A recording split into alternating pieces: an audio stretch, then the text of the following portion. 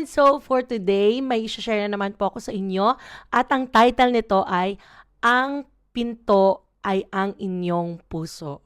So ito po ay matatagpuan sa Revelations 3:20. Ang sabi ng Diyos, narito ako'y nakatayo sa pintuan at kumakatok.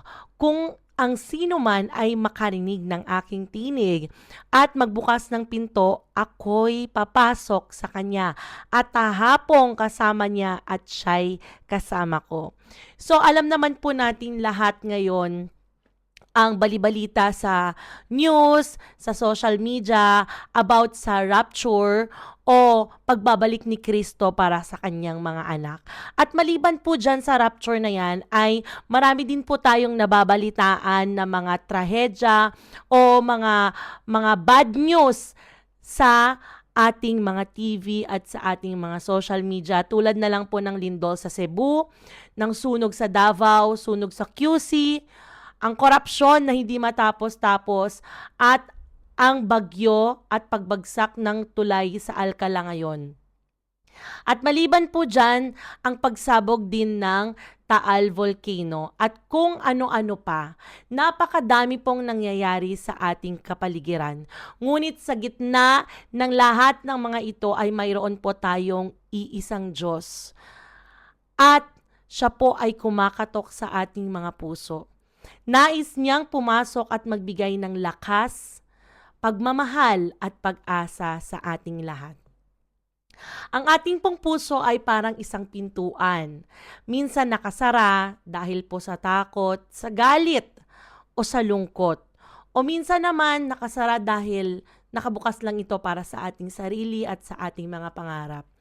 Ngunit sinasabi ng Panginoon sa atin, narito, ako'y nakatayo sa pintuan at kumakatok. Siya lang po ay nag-aantay na tayo ay magbukas.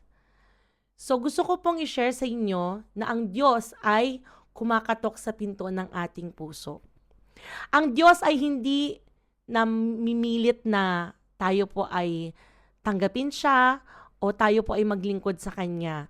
Dahil binigyan po tayo ng Diyos ng sarili po nating choices sa ating buhay, kung ano po ang pipiliin natin. So, siya lang po ay nagpapaalala sa atin sa oras na to. At siya po ay gustong pumasok sa atin at gustong iparamdam sa atin ang kanyang tunay na pag-ibig at pagmamahal. So, sa oras ng mga kaguluhan at problema sa buhay mo at sa buhay ng bawat isa sa atin ngayon, siya ay kumakatok upang ibigay ang kanyang presensya, ang kanyang pagmamahal, at ang lakas sa ating lahat. Kung tayo po ay makikinig at magbubukas, papasok po siya at sasamahan niya tayo. Example po, tayo po ay may bisita sa ating bahay. So, ine-expect po natin na tayo ay bibisitahin ng isang mahal natin sa buhay o ng ating kaibigan. Di ba po ano ang ginagawa natin? Pag sila po ay kumatok, pagbubuksan po natin sila. Ganon din po ang Diyos. Ganon din po si Lord sa ating buhay. Gusto niya pong pumasok sa ating buhay. Siya po ay kumakatok sa ating mga puso. At ang tanging paraan lang ay pagbuksan natin ang Diyos. Bigyan po natin ng space si Lord sa ating puso, sa ating buhay. 'Di ba? Dahil sabi nga, wala naman po tayong magagawa sa mundong ito kung wala ang Diyos. Dahil ang Diyos lang po ang nagbibigay ng ating hininga, ng ating buhay araw-araw. Bakit ka po nabubuhay? Bakit ka po humihinga? Saan po galing yan? Sa Diyos po galing yan. Kaya sa oras na to, ang Diyos po ay kumakatok sa ating puso. Ang dapat lang po natin gawin ay pagbuksan natin siya at tanggapin bilang Diyos at sariling tagapagligtas. Kapag binuksan po natin ang pinto ng ating mga puso, papasok po sa atin ang kapayapaan. Sabi niya po sa John 14:27, "Kapayapaan ang iniiwan ko sa inyo, ang aking kapayapaan ang ibinibigay ko sa inyo." 'Di ba napakaganda po? Dahil ito po ay sinabi ni Lord sa kanyang mga disciples at sinasabi po ng Diyos ito sa atin lahat ngayon. "Peace I leave to you, peace I give to you." Sabi ng Diyos sa atin. Kaya wala pong ibang hinahangad ang Diyos sa atin kundi ang kapayapaan. Maranasan natin ang totoong kapayapaan sa ating mga buhay. Ang kapayapaang ito ay hindi tulad ng kapayapaan sa mundo. Ito ay kapayapaang lumalampas sa ating pangunawa. Ito ang peace na hindi po maibibili sa kahit saan dito sa mundo. Ang Diyos lamang po ang makakapagbigay ng tunay na kapayapaan sa ating puso at sa ating buhay. Dahil ito pong peace na to, kahit po mayaman, kahit po sikat, mga artista, kahit po ikaw na siguro ang pinaka successful sa mundo, hindi mo po kayang bilhin ang kapayapaan. Hindi po yan mahanap sa Shopee, sa Lazada. 'Di ba sinabi ko na po ito sa inyo na hindi nyo po kayang hanapin ang kapayapaan na ito sa mundo. Dahil kung sasabihin nyo po, sis, meron naman kapayapaan eh. Mahahanap ko yung kapayapaan na yan pag uminom ako ng alak. 'Di ba po yung mga may problema, ang una nilang tinatakbuhan, alak. Ang una nilang ginagawa, yung alam nilang makakapagpalimot sa mga problema nila, panandalian lang. Hindi habang buhay. O di ba, for example, may isang tao, sobrang problemado siya. Tapos anong ginawa niya? Bumili siya ng alak, naglasing. Tapos nakatulog siya kasi syempre lasing, 'di ba? Pero anong mangyayari sa kanya paggising niya? Andun pa rin po yung problema. Hindi po niya nasolusyonan. Hindi po masosolusyonan ng mundong ito, ng mga alak, ng mga bisyo, ang ating mga problema. Ang ating buhay na punong-puno ng kaguluhan, hindi po magkakaroon ng solusyon sa pamamagitan ng mga bagay sa mundong ito, kundi sa kapayapaan lamang na nanggagaling kay Hesukristo. Kaya kung meron man pong nangyayari sa buhay natin na mga problema, nagdadaan po tayo sa matinding pagsubok, problema sa buhay, kakulangan, walang makain, walang trabaho, walang pambili ng mga kailangan, walang pangpaaral sa mga anak, o kahit walang pambayad sa mga bills, sa tirahan, at kung ano-ano pang problema. Kapatid, huwag kang tumakbo sa 5-6. Huwag ka ding tumakbo sa kaibigan mo. Huwag ka ding tumakbo sa mga kakilala mo dahil wala silang magagawa. Tumakbo ka sa Diyos dahil Diyos lang po ang makakapagbigay sa inyo ng tunay na solusyon at kapayapaan sa inyong mga buhay. Hindi kahit kanino man. Dahil nga po, 'di ba, sabi ng Diyos sa kanyang salita, "Trust in the Lord with all your heart and lean not on your own understanding. In all your ways, acknowledge Him and He shall direct your path." Kailangan po nating i-acknowledge, Lord, sa buhay natin para po maituwid niya ang ating mga buhay. Ano man po ang ating mga problema, kasing laki man po ng barko ang ating problema. Alam niyo po, ang Diyos po sinlawak naman ng karagatan ang kanyang pagpapala sa ating buhay, ang kanyang pagmamahal sa ating buhay. Kaya alam niyo po, wala na po tayong ibang matatakbuhan sa oras ng trahedya, sa oras ng problema, kundi ang Panginoong Hesukristo lamang. Ang pinto ng puso natin ay daan patungo sa buhay na walang hanggan. Ang sunog sa Davao, ang sunog sa QC, ang lindol sa Cebu, at walang tigil na mga bagyo. Madami po ang namamatay araw-araw. Madami ang napapahamak araw-araw. Marami po ang nadidisgrasya araw-araw. At hindi po natin ine-expect yan sa buhay natin. 'Di ba po? Yung mga trahedya na yan, di naman po natin ini-expect. Wala pong schedule ang trahedya. Wala pong schedule ang pagkamatay natin. Lahat po biglaan lang.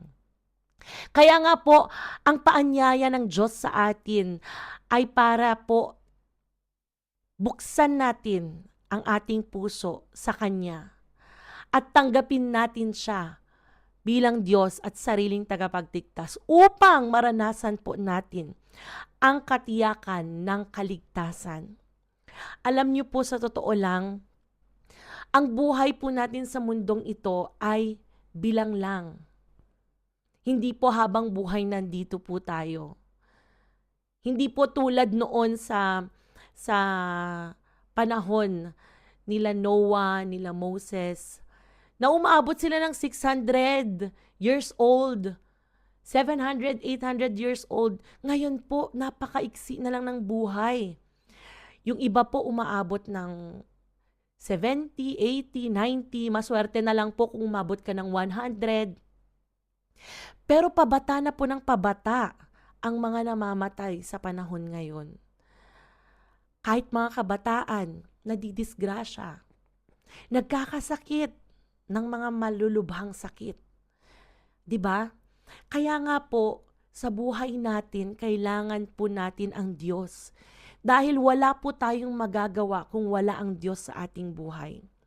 Dahil sa ayaw at sa gusto po nating lahat, ang buhay po natin sa mundo ay may hangganan.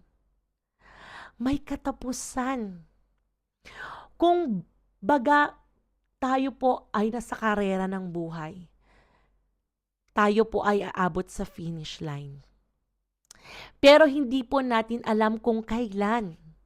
Diyos lang po ang nakakaalam kung kailan po matatapos ang ating buhay dahil siya po ang nagbigay nito.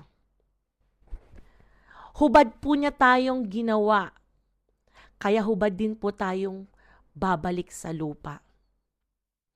Kaya nga po ang buhay natin, habang tayo po ay nandito pa sa mundong ibabaw, kailangan pong mabuhay tayo ng tapat.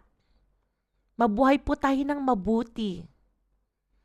Maging mabuting tao po tayo. Maging mabuting tao po tayo sa isip, sa salita at sa gawa.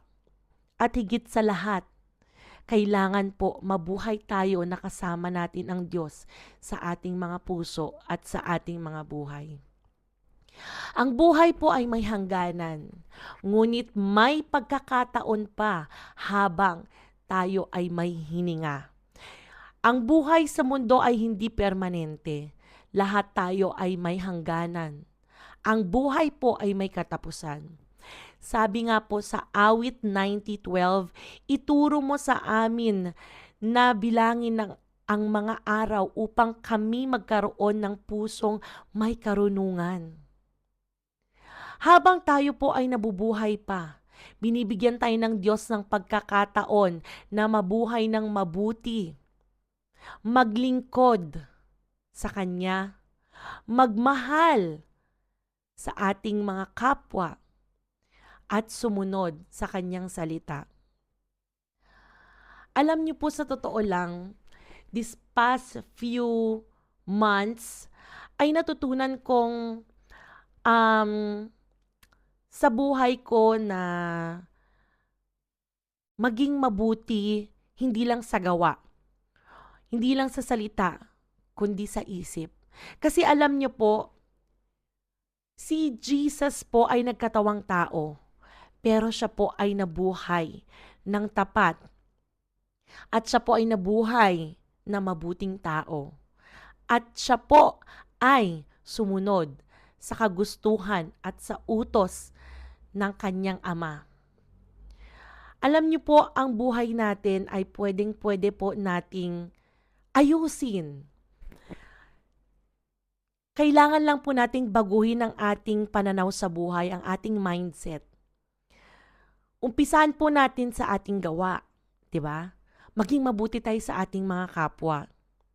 Susunod po diyan sa ating pananalita. Paano po? Kung ikaw po ay nagsasabi pa ng mga bad words, ng mga cursing words, ng mga negative words, ay please stop it. Iwasan mo pong magmura. Iwasan mo pong sabihin na ang hirap naman ng buhay. Ano ba naman tong buhay na to? Iwasan mo pong magsabi ng mga negative words. Dahil kung ano po yung sinasabi ng iyong bunganga at pinapaniwalaan mo, yun po ang mangyayari sa buhay mo. Kaya nga po panatilihin nating maging mabuti sa ating gawa at sa ating salita at higit sa lahat sa ating isip. Dahil alam nyo po, ang devotion ko po is Proverbs. Ang ganda po ng Book of Proverbs. Dahil ituturo niya po sa inyo kung paano maging matalino. Totoong maging matalino, maging wise, not foolish. At alam niyo po, ang sabi ni Lord, paulit-ulit ko pong nababasa ito, na kailangan po, hindi tayo na nakakapag-isip ng masama. Unang-una sa ating kapwa. Pangalawa sa ating mga sarili. Alam niyo po sa totoo lang, kahit po mag-isip tayo ng masama sa ating kapwa, sa isip lang po natin na hindi natin binanggit, nagkasala na po tayo. Yung tiningnan mo lang isang tao pero nag-isip ka ng masama sa kanya, kasalanan na po yun. Kaya alam nyo po, yun po yung napapractice ko ngayon. Yun yung pinapractice ko. Tinatry ko po na bawat araw hindi ako makapag-isip ng masama. At alam niyo po ang lagi kong ginagawa. Kapag wala po akong ginagawa na mga trabaho, nakaupo lang ako, or kaya nagtatrabaho ako, naghuhugas ako ng mga pinggan or naliligo, alam niyo po ginagawa ko na papatugtog lang po ako ng mga worship songs, or kung hindi naman mga worship songs, nakikinig naman po ako ng Bible. Kasi dito po sa Bible app, pwede nyo naman pong i-play yun at babasahin po mismo sa inyo yung nakasulat sa Bible. Ganun po yung ginagawa ko. Basta I make sure na hindi ako makakapag-isip ng masama sa kapwa ko, hindi ako makakapag-isip ng kung ano-ano na masama. Kaya ang ginagawa ko, kumakanta na lang ako, o ginagawa ko, nagbabasa ako ng Bible, ganun po. Practicein po natin na wag maging masama. Practicein po natin maging mabuting tao. At makikita po natin ang pagpapala ng Diyos sa ating mga buhay. For example po, may isang lalaki. Ang buhay niya po ay magulo. Naglalasing, ang daming bisyo, tapos nagsasalita ng mga masasama, tapos ang daming kaaway, ang gulo ng buhay, ang gulo ng pamilya, ng bababae. Tapos, nung time po na yon, ay siya po ay naglasing. Tapos, nung pauwi siya ng bahay, siya po ay nadisgrasya sa motor. Tapos siya po ay namatay. Sa tingin niyo po ba saan siya pupunta? Dalawa lang po. Sa heaven or sa hell. Pero kayo na po ang makakapagdesisyon kung saan siya pupunta. Kung pupunta nga po ba siya sa langit, na siya ay masamang tao, or pupunta siya sa hell dahil siya po ay masamang tao. Alam niyo po, ang Diyos ay para pong isang judge. Tulad po dito sa mundo, meron tayong judge. Kapag po may hahatulan, titignan po ng judge kung ano po yung kaso o kung ano yung ginawa ng hahatulan niya. For example, binasa niya, pumatay siya, naggumamit ng droga, tapos nagnakaw, ang dami niya pong ginawa, nakasagasa. Ano pong sasabihin ng judge? Sasabihin po ba ng judge na, okay, eto, pumatay ka, drug pusher ka, sige, laya ka na, ipagpatuloy mo ang kasamaan mo. Ganon po ba? Di ba hindi, kapatid? Ang sasabihin po ng judge, you are found guilty. Di ba? At ano pong gagawin sa kanya? Ikukulong po siya. At hahatulan po siya ng naayon sa kanyang ginawa. Tulad po ng Diyos, the Lord is a fair judge. Parang dito po sa law ng mundo. Ang sinasabi po natin dito sa law ng mundo, ignorance of the law excuses no one. Hindi po natin pwedeng sabihin pag namatay tayo at nandun na tayo sa harapan ng Diyos, na ay Lord, hindi ko naman alam na bawal pala magnakaw. Ay Lord, hindi ko naman alam na bawal palang manakit ng kapwa. Hindi ko naman alam, Lord, na bawal pala ang mag-drugs. Hindi ko naman alam, Lord, na bawal palang uminom, maglasing. Hindi ko naman alam, Lord, na bawal pala ang mga babae. Hindi ko naman alam, Lord, na bawal pala ang magchismis ng kapwa at manira ng kapwa. Hindi mo po pwedeng sabihin yun sa harapan ng Diyos. Dahil, alam nyo po, wala po tayong excuses. Ang masama ay masama. Maliit man o malaki ang kasalanan, kasalanan po yan. Kahit po, i-compare mo ang pagnanakaw ng piso sa pagnanakaw ng 1,000,000, kasalanan po yan. Parehas na pagnanakaw. Kaya po, wala po tayong excuses na hindi natin alam ang salita ng Diyos.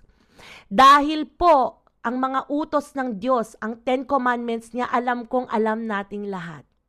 Dahil tayo po ay nagsisimba. Tinuturo po sa atin ang 10 Commandments. Maging mabuting tao po tayo. At wala po tayong excuses. Bakit? Dahil po ang Bible, meron tayong lahat. Sa cellphone man, makakapag-download ka ng Bible. Sa bahay man, meron tayong physical Bibles. 'Di ba? Maliit man o malaking Bible, meron kang Bible. I know and I believe meron kang Bible sa loob ng bahay. Kung wala man, sa church, may Bible. Pwede kang bumili. Nakakabili ka nga ng cellphone na maganda, ba't di ka makabili ng Bible? 'Di ba? Nakakapag-download ka nga ng Facebook, ng Messenger, na kung ano-ano pang mga application sa cellphone mo. Bakit yung Bible hindi mo ma-download? Alam nyo po, kung gugustuhin man natin na tanggapin ang Diyos, ay nasa sa atin na po yun.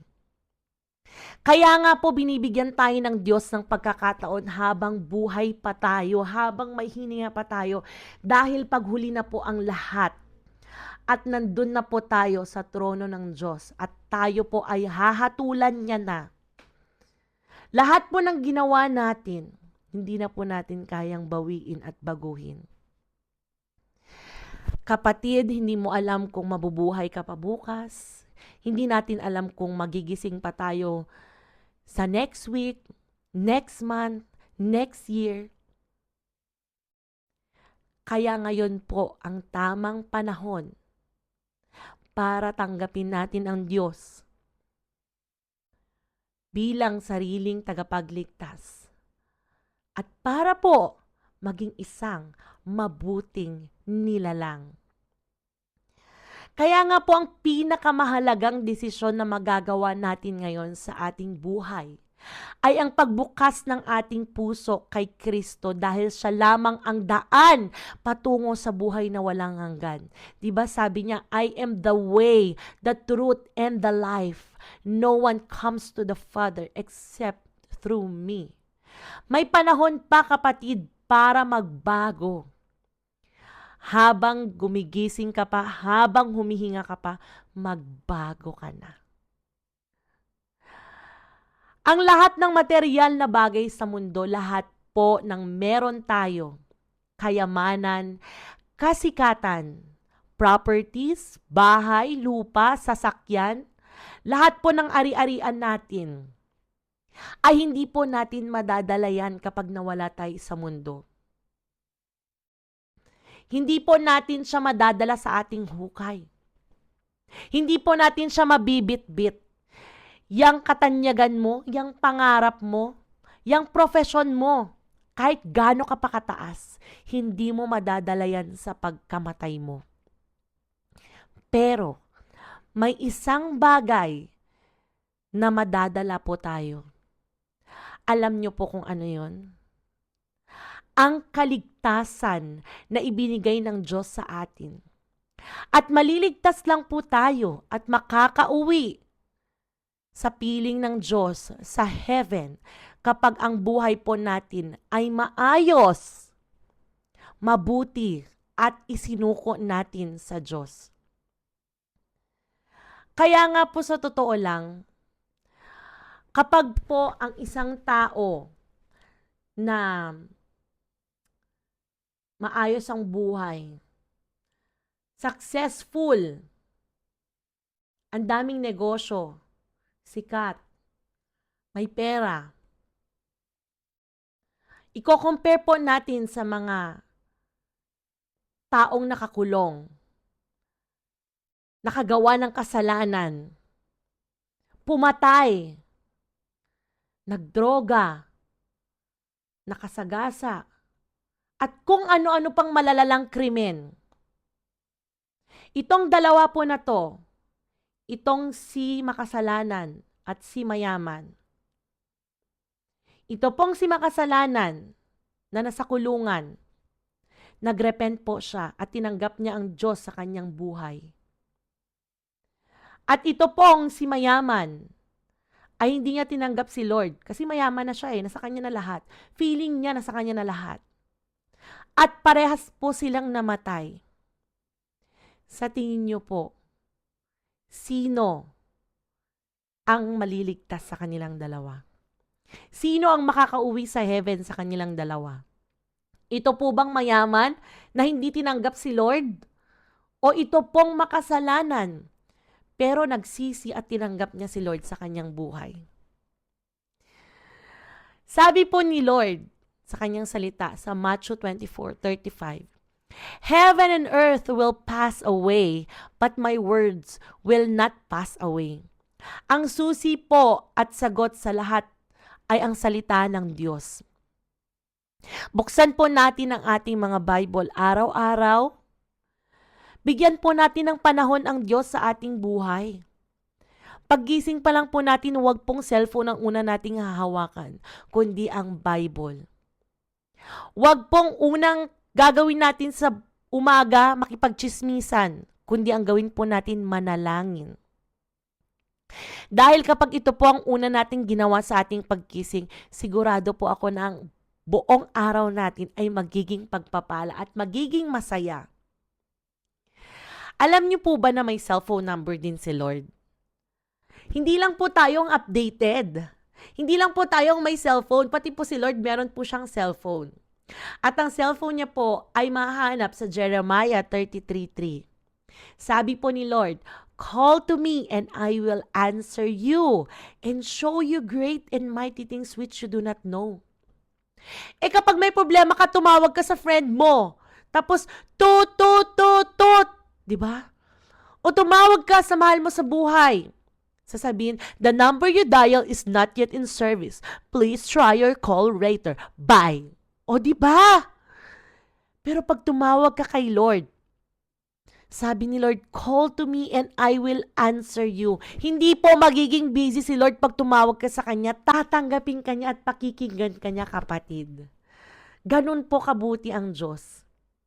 Dahil alam niyo po, kung sa tao tayo magtitiwala, masasaktan lang po tayo. I-judge lang po tayo ng tao. Magsasalita lang po sila ng masama sa atin, pero ang Diyos, hinding-hindi ka po niya mamaliitin. Gaano man kalaki ang iyong kasalanan pag lumapit ka sa Diyos, tatanggapin ka niya ng buong buo. Diba? Kasi sabi niya sa John 3:16, For God so loved the world that He gave His only begotten Son Jesus, that whosoever believes in Him should not perish but have everlasting life.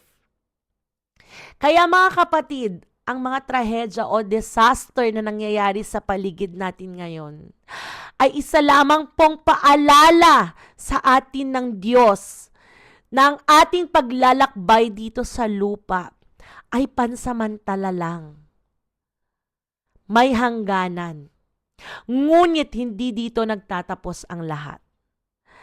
Kung bubuksan po natin ang ating puso para kay Jesus, makakamtan po natin ang kapayapaan ngayon at katiyakan ng buhay na walang hanggan sa piling ng Diyos. Huwag nating sayangin ang pagkakataon, kapatid. Habang may buhay, may pag-asa. At habang may pag-asa, may paanyaya ang Diyos sa ating lahat. Sabi niya, narito ako, nakatayo, at kumakatok sa inyong mga puso. Kaya nga po sa oras na ito, meron po akong napakagandang regalo sa inyong lahat na gusto kong ibigay. Yun po ay ang panalangin at pagtanggap kay Hesus Kristo sa inyong mga puso at buhay sa gabing ito. Wala na pong mas hihigit sa regalong ito.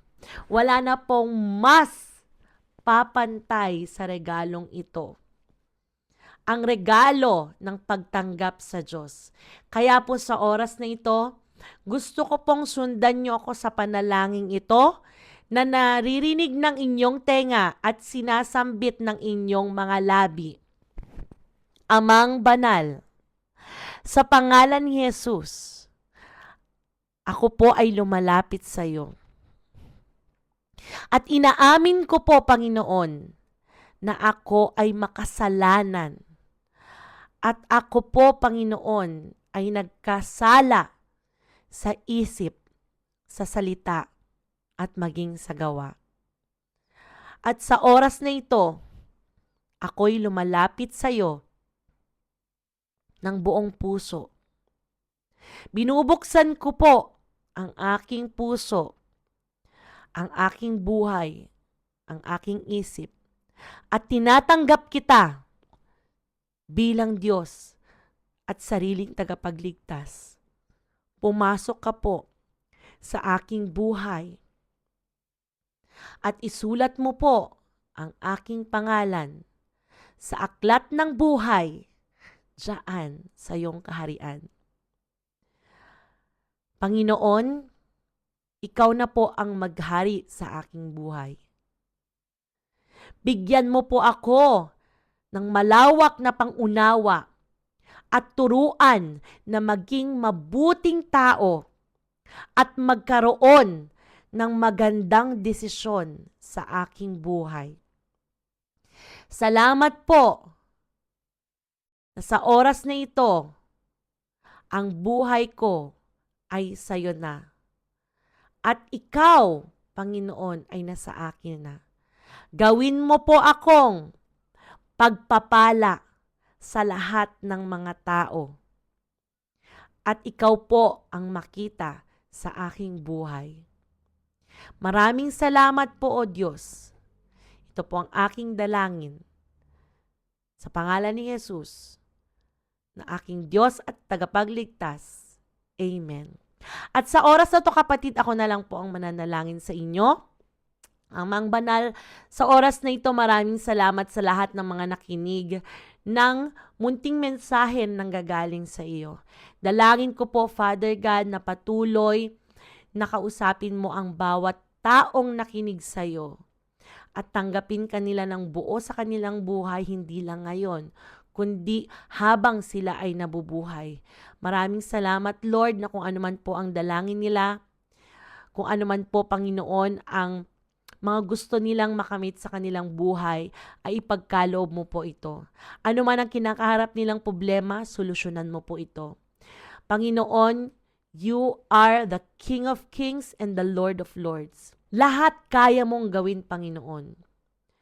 Lahat ng mga problema, gaano kalaki o kaliit, kaya mong solusyonan. Kaya Lord, I pray for the peace, for the love, for the joy. Blessing be upon everyone. Healing be upon everyone. And I pray that the Spirit of the Lord shall rest upon them. The Spirit of wisdom and understanding, the Spirit of counsel and might, the Spirit of knowledge and the fear of the Lord. And I also pray that let the joy of the Lord will be their strength. Lord, continue to bless them in all areas of their lives, spirit, soul, and body, even financial and material. And I also pray that you will continue to guide them, guard them, and protect them, that whatever they do and wherever they go, you will be with them, never leave them, nor forsake them. Father, thank you so much for everything. Nothing we can do but to lay it all down to your mighty hands and take complete control of everything, because we acknowledge that in our lives, we can do nothing and we are nothing without you. To you alone all the glory, the honor, the worship, adoration, and thanks. In Jesus' mighty name we pray. Amen and amen. Thank you so much, everyone. God bless you. Shalom. Jesus loves you, and let the peace of the Lord be upon every one of you. Bye!